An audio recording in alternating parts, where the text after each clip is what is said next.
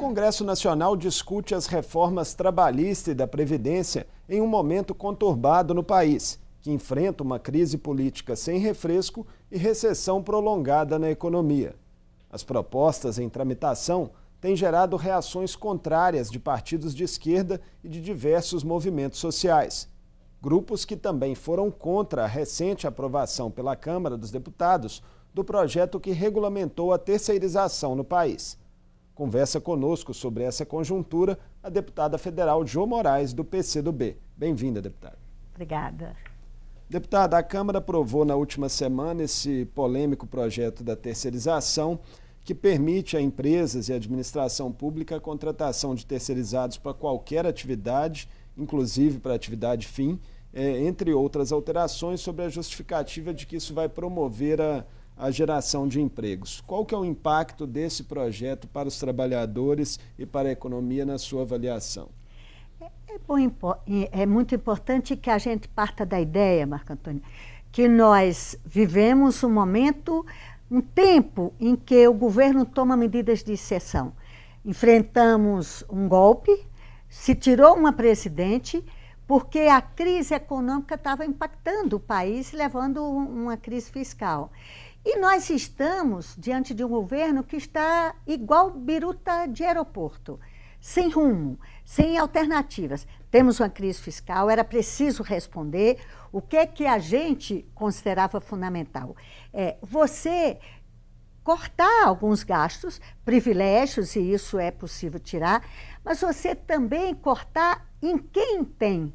Então, você botar imposto sobre grandes fortunas, imposto sobre herança, você tirar dos banqueiros, rebaixar a taxa Selic, você criaria uma reserva fiscal para responder às necessidades, mas de quem tem condições? Não, o governo botou como norte fazer, inclusive, a ruptura da estabilidade institucional. O governo, em 2 tempos, fez reforma fiscal com a emenda constitucional 95, que congela os gastos públicos. O governo está agora com a proposta de reforma trabalhista, acabou de votar irresponsavelmente o projeto de regulamentação da terceirização e do contrato temporário e quer passar por cima do povo com a reforma da Previdência. Nós não podemos deixar esse fluxo de ataques aos direitos dos trabalhadores que nós estamos às vésperas de acometer. O presidente do Senado, Eunício Oliveira, que é outro aliado de Michel Temer, disse que a Casa deve tentar aprovar um projeto semelhante ao de terceirização aprovado na Câmara nos próximos dias, mas com um pouco mais de garantias aos trabalhadores terceirizados. Isso sinaliza um recuo do próprio governo ou essa aprovação do projeto na Câmara já foi uma estratégia para pressionar o Senado a se manifestar também? Eu diria que não. Isso é a demonstração de que o governo está agindo como biruta de aeroporto, de um lado para outro, onde vai o vento. E a base tinha como reserva, e se discutiu na Câmara e no Senado, a votação do 4330, que é uma regulamentação da terceirização que foi debatida com as centrais sindicais, que foi construída e que já estava lá e que não era cometido dos graves sinais que tem no que a gente aprovou. O governo viu que cometeu uma irresponsabilidade. Ele aprovou uma terceirização na atividade fim. Antes era o quê? O terceirizado precisava ser regulamentado.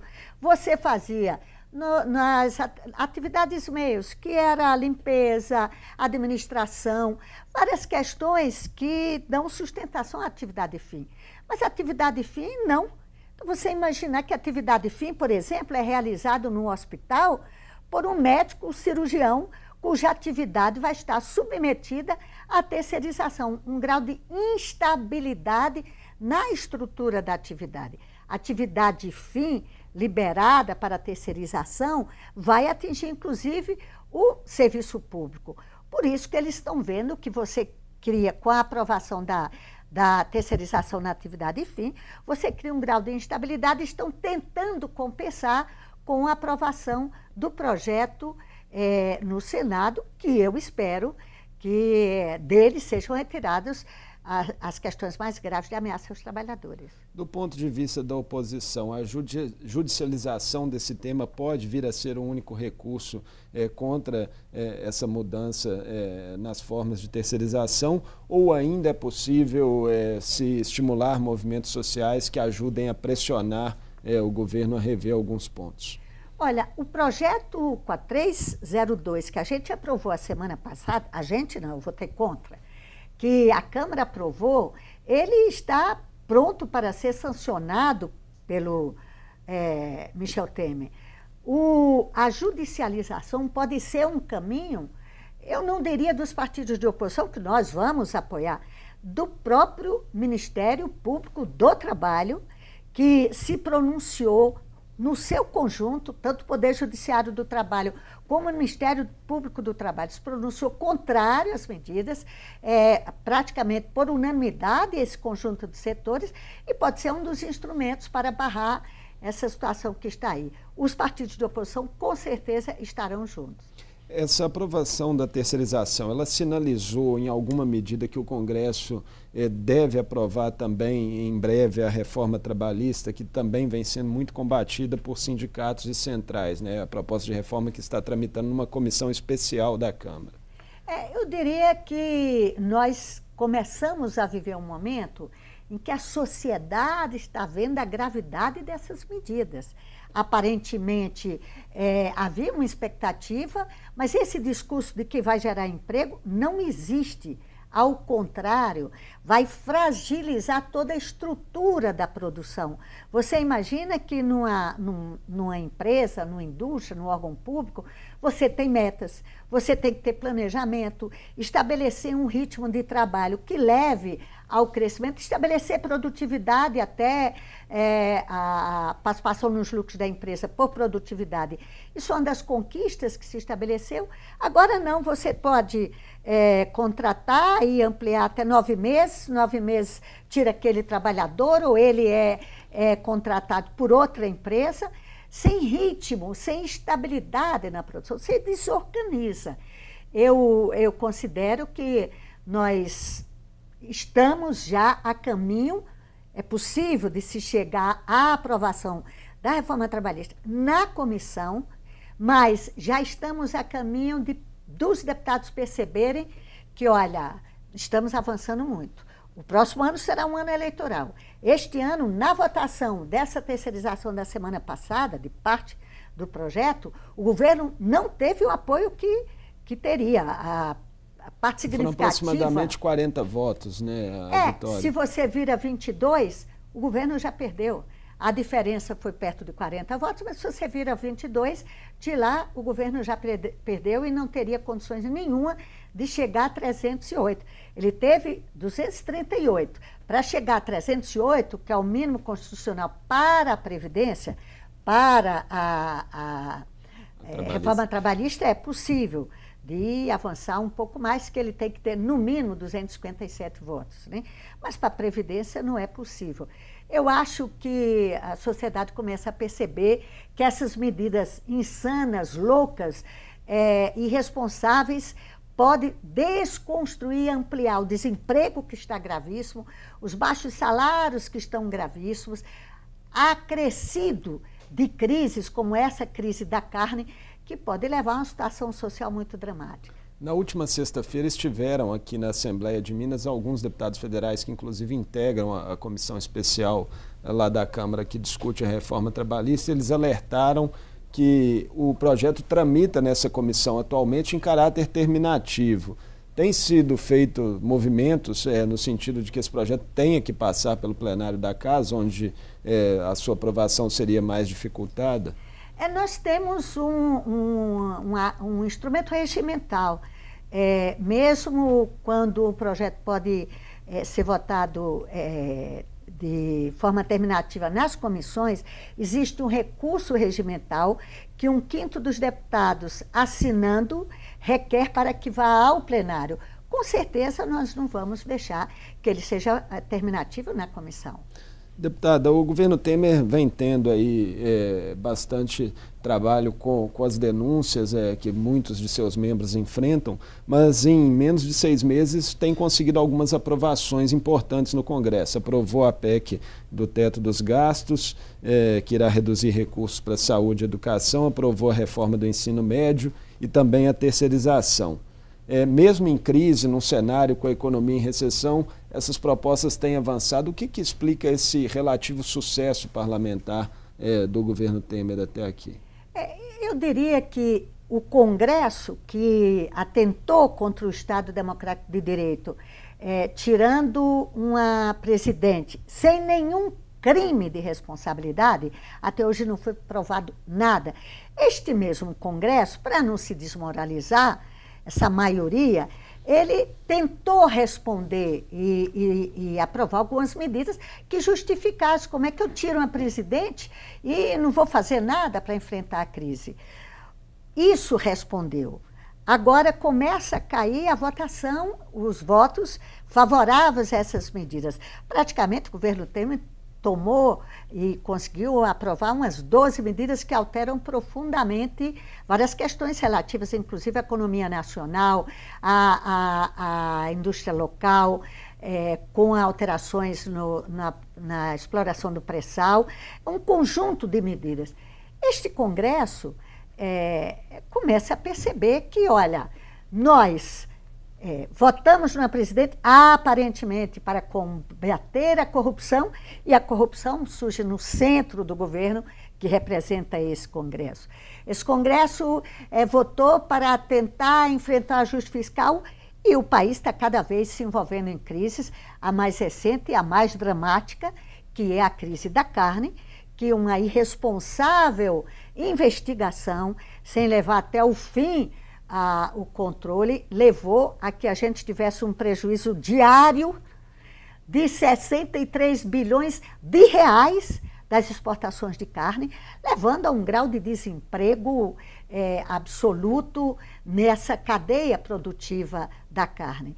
Por isso que esta desorganização, esse Congresso vai um dia ter que pagar. E aí, o que a gente apresenta para a sociedade de positivo? Essa baixa adesão aos protestos de ontem que se verificou, né, os protestos que seriam em defesa da Lava Jato nesse último domingo e que tiveram baixa adesão, a senhora acredita que essa baixa adesão se deve justamente a essa percepção crescente da população em relação às possíveis consequências desse Estado policial que está se instaurando no Brasil? Eu diria que neste momento, ou em outros momentos da história do Brasil, se usou o combate à corrupção, entre aspas, como forma de botar uma agenda que não responde aos interesses do povo. A derrubada do João Goulart foi dentro desse processo. Todo mundo se lembra de que o Getúlio Vargas deu um tiro na cabeça e a sociedade percebeu a gravidade daquilo, também por o uso do combate à corrupção como instrumento de tirar governos, e sem perceber que o combate à corrupção é uma necessidade. Nós abrimos, inclusive, durante os governos Lula e Dilma, amplamente fortalecendo essa dinâmica. Mas isso não resolve os problemas do Brasil. E não se pode, e se estava tentando vender, a Lava Jato é a salvação. Demonstrou que não é a salvação. Por isso que a sociedade está buscando saída. Temos que sair dessa crise. Nós temos que ter investimento, nós temos que garantir emprego, nós temos que garantir que a indústria do país retome o seu crescimento. Eu acho que a baixíssima presença nos atos de ontem, diferentemente dos atos do dia 15, demonstra que a sociedade está percebendo.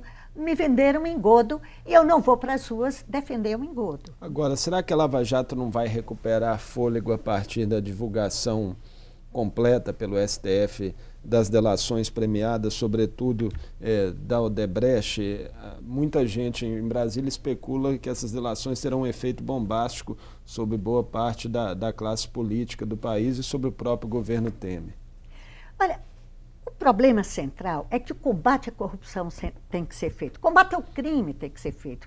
Eu conversava com um representante da Polícia Rodoviária Federal de Minas Gerais e dizendo, olha, deputada, nós, nesse último mês, em parceria com a Polícia Militar e Civil do país, de Minas Gerais, prendemos 28 criminosos. Prenderam, botaram na cadeia, tiraram criminosos da rua, sem um escândalo, sem um holofote. A Lava Jato pode levar e aprofundar a crise institucional. É bom que ele faça o julgamento, que se coloque, que se comprove. Porque delação qualquer um pode dizer qualquer coisa das pessoas que considerar que é previsto. O estímulo da Lava Jato na época da ditadura era a tortura. Agora deixa o cara preso e ele só vai ser solto se ele delatar. Então ele vai falar o que quiser. Isso deveria ser investigação, tem órgãos de investigação, pode ser feito sem um espetáculo. Nós podemos, no próximo semana e mais adiante, com a retirada de sigilo da investigação e da delação do Odebrecht, aprofundar uma crise do país. Isso daí, tudo bem, vamos prender quem deve prender. E daí? E tirar o país da crise, e deter o desemprego, e continuar vendendo carne para fora. Nós precisamos, esse país precisa de viver. E isso daí não se resolve pura e simplesmente com prisões. Prisões têm que ocorrer, mas não com um espetáculo que é o centro. Por outro lado, esse avanço da Lava Jato não pode também ter como efeito colateral maior dificuldade para o governo aprovar a reforma da Previdência no Congresso? Olha, o resultado da Lava Jato, a instabilidade que se deve levar, vai paralisar o Congresso como um todo. Eu diria que seria positivo a consequência de impedir que seja aprovada a Previdência. Eu não acho que a reforma da Previdência vai passar com facilidade que o governo Temer considera. Mesmo diante desse recente anúncio do governo de que vai tirar os servidores estaduais e os policiais da reforma, porque esse anúncio foi visto como uma medida no sentido de facilitar, de se esvaziar pressões e facilitar o caminho para que os deputados pudessem votar a favor. Olha, nesse momento a sociedade brasileira está sabendo o que é reforma da Previdência e não adianta tirar os professores, porque eles têm consciência da gravidade e sabem que os seus estados vão ter que fazer a sua reforma da Previdência e, com toda certeza, não vão poder fazer muito diferente do nacional. Por quê? Porque o governo federal não renegociará as dívidas daquele estado que não fizer a mesma reforma da Previdência nos seus estados. Então, isso daí não resolve o problema, não tranquiliza, porque o governo federal tem o poder do projeto de renegociação da dívida dos estados. E com toda certeza, eu escutei de uma pessoa no bairro Tupi, aqui, quando eu estava distribuindo um material sobre a reforma da Previdência, uma pessoa que tinha uma banca de verdura. Quando ela me viu chegar, ela disse, olha, acabou essa história de coxinha e mortadela. A gente é contra isso que está aí, nós não queremos que isso seja aprovado. Deputada, já falamos bastante da Lava Jato, dos possíveis efeitos dela no Congresso. Agora tem outra investigação também correndo importante na Justiça Eleitoral contra a chapa Dilma Temer, que poderia, em tese, levar até a cassação da própria chapa e a saída de Michel Temer da presidência da República. Como é que a senhora está acompanhando esse assunto? Eu diria que as elites desse país, elas estão encontrando dificuldade para continuar um projeto de um golpe que foi, num primeiro momento, contra o presidente, contra o Estado Democrático de Direito, alterou aquilo, mas que continuou com um golpe contra os interesses da nação, com a questão da Petrobras, da exploração do petróleo, e vai continuar com a reforma da Previdência e a reforma trabalhista. Mas a saída, isso não resolve, não dá instabilidade no mundo globalizado que nós temos. Há olhos suspeitos em relação ao Brasil com essa instabilidade política. O que eles estão tentando? Encontrar caminhos para quem vai suceder. Eles têm como arma retirar o Michel Temer com essa decisão no TSE. Mas vai botar quem?